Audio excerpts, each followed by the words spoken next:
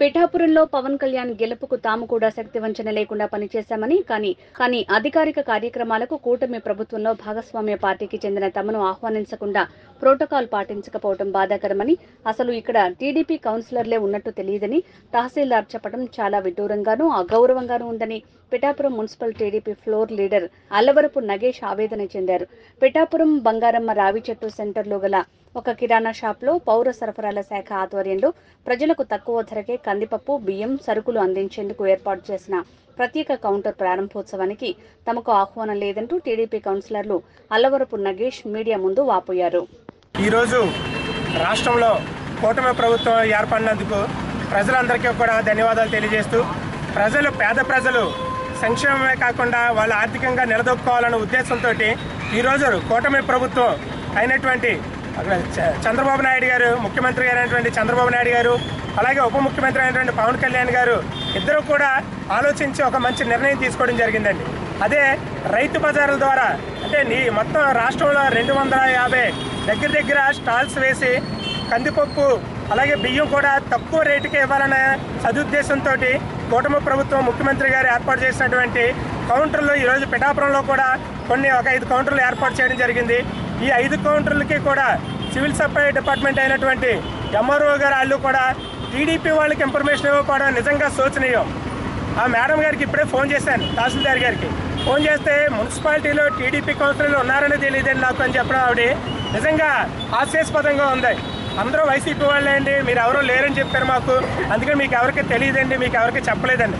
Uppada bus stand సెంటర్లో ఈరోజు కూటమి ప్రభుత్వం సంబంధించి ఈ కందిపప్పు అలాగే బియ్యం కూడా ఏర్పాటు చేసి అవి సప్లై చేయడం జరిగిందండి.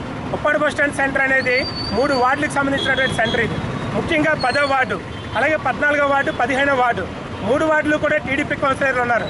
నా వార్డులో వర్క్ చేసినప్పుడు నాకు సంబంధం లేకుండా నాకు ఇన్ఫర్మేషన్ ఇవ్వకుండా ఈ అధికారులు చేయడం అనేది నిజంగా చాలా నిర్లక్ష్యానికి గురి చేస్తున్నారు. ఇది అసలు కౌన్సిల్ అనేటటువంటి ఆలోచనే లేకుండా మమ్మల్ని అందరినీ కూడా చులకనగా చూడటం చాలా బాధాకరం.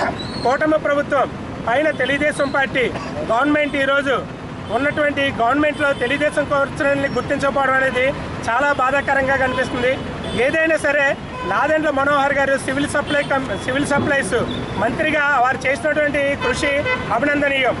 ఎందుకంటే సివిల్ సప్లైస్ అలాగే ఈ రేషన్ రైస్ ఏదైతే ఉన్నాయో వాటిని కాకినాడ కేంద్రంగా అడ్డాగా దోచుకున్నటువంటి వ్యక్తుల మీద ఆయన విరుచుకుపడుతూ వాటిలన్నిటిని పట్టుకుండి బయటపెట్టి వారి అవినీతిని ఈరోజు ఎండగడుతున్నారంటే ఆయనకి ప్రత్యేక ధన్యవాదాలు తెలియజేస్తున్నాం.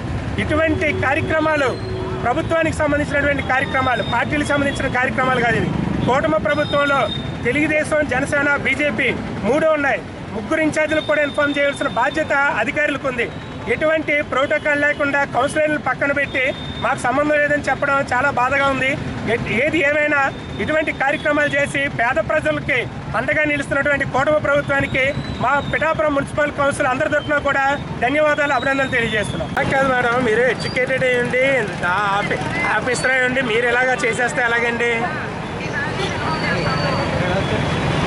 ఇక్కడికి వచ్చాం మేడం, అయితే మరి వెళ్ళిపోవడమేనా మా పని? ఏంటమ్మా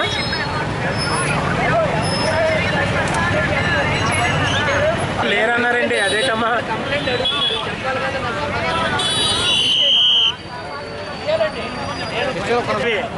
3 వార్డులు మావేయండి ఇవి అమ్మా.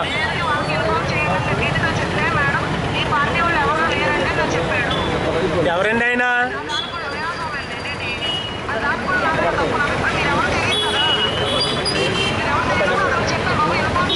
ఒక్క మాట మీరు వర్మ గారికి చేసినా సరిపోనండి.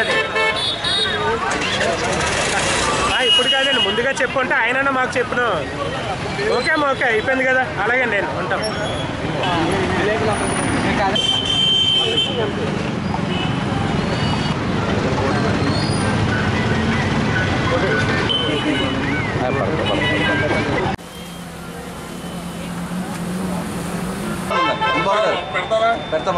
మెయిన్ బోర్డు కూడా తీయండి.